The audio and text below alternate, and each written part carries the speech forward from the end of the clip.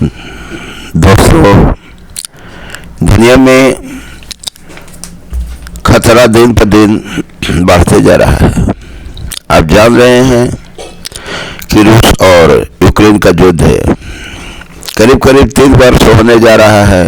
धधक रहा था, जान माल की हानि हो रही थी, प्रदूषण फैल रहे थे, लोग चिंतित थे।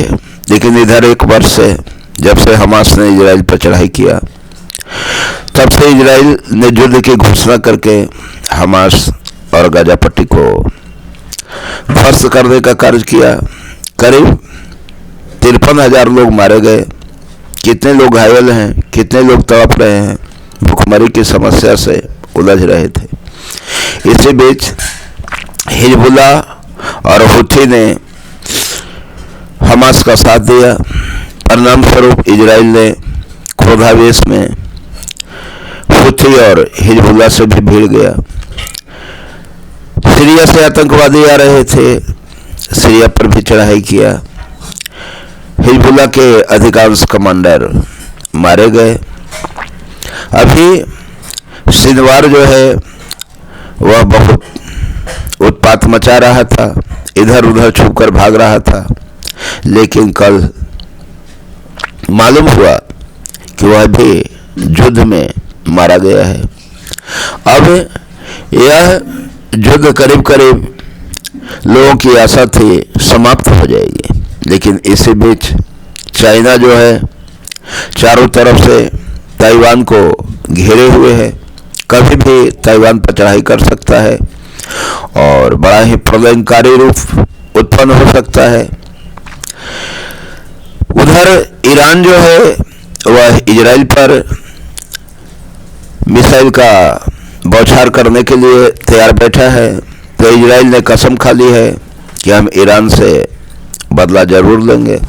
इस प्रकार से पूरा विश्व धधक रहा था। लेकिन इसी बीच एक बहुत बड़ी भयानक घटना घट गई, और यह घटना है उत्तर कोरिया के तानाशाह शासक किम जोंग का। दक्षिण कोरिया से पता नहीं एक सैनिक ने कैसे गोली चला दिया, और परिणाम स्वरूप उत्तर कोरिया के तानाशाह ने 14 लाख सैनिकों की बहाली शुरू कर दी। और अगले दिन वह जवाब में 200 तोप के गोले दाग दिया।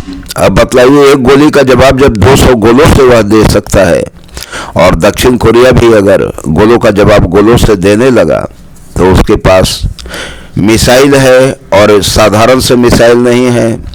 उसकी रेंज में दुनिया के करीब करीब सभी देश आते हैं, क्योंकि उत्तर कोरिया के मिसाइल की मारक क्षमता 6,000 किलोमीटर से लेकर 16,000 किलोमीटर तक मानी जाती है। और इन लोगों का प्रॉक्सी वार की तरह अंदर ही अंदर सहयोग कर रहा है। रूस के भयानक हथियार उत्तर कोरिया, ईरान को सप्लाई हो रहे हैं। ईरान वही हथियार हिजबुल्लाह को दे रहा है, हुथी को दे रहा है, लेबनान और सीरिया तक पहुंचा रहा है। अब बतलाइए, अगर एक साथ ये सारे देश इजराइल पर धावा बोल दिए, तो इजराइल का एयर डिफेंस सिस्टम बर्बाद हो जाएगा। और जब इजराइल का एयर डिफेंस सिस्टम बर्बाद हो जाएगा, तो इजराइल को फिर कोई बचा नहीं सकता है। इजराइल कोई बहुत बड़ा देश नहीं है, बहुत छोटा सा देश। और अगर इजराइल धरती से मिट जाएगा, तो अमेरिका का अस्तित्व ही समाप्त हो जाएगा, उसकी दादागिरी समाप्त हो जाएगी, और अमेरिका इसे कभी बर्दाश्त नहीं करेगा। तो इजराइल को समाप्त होने से पहले अगर अमेरिका क्रोधावेश में इस युद्ध की ज्वाला में कूद पड़ा, तो फिर समझिए वर्ल्ड वार शुरू हो जाएगा। और दुनिया क्या दशा होगी, क्या स्थिति होगी। दुनिया विनाश के कगार पर पहुंच चुकी है। अतः दोस्तों, इस दुनिया को विनाश के कगार से हम रोक तो नहीं सकते हैं, लेकिन बार बार कह रहे हैं, धर्म से ही लोगों में सुख और शांति आती है। अतः आप जहाँ कहीं भी रहें, प्रभु का नाम लें। लेकिन लोग प्रभु का नाम क्या लेंगे? दुनिया की मानसिकता कितनी खराब हो गई है। कल दाऊद नगर में एक सड़क दुर्घटना हुआ और वहाँ लोगों की भीड़ जमी हुई थी, लेकिन प्राचीन काल में जहाँ लोग बचाने के लिए प्रयास करते थे वहाँ लोग वीडियो बनाने के लिए प्रयासरत थे। यह बड़े दुर्भाग्य की बात है। अतः भारतवासियों को सचेत होना होगा। सहिष्णुता, दया और करुणा की ही जीत होती है। क्रोध से दूसरों को नाश करने के लिए तो रखा जाता है, लेकिन क्रोध से दूसरों का नाश बाद में होता है, पहले अपना विनाश खुद होता है। जय हिंद दोस्तों।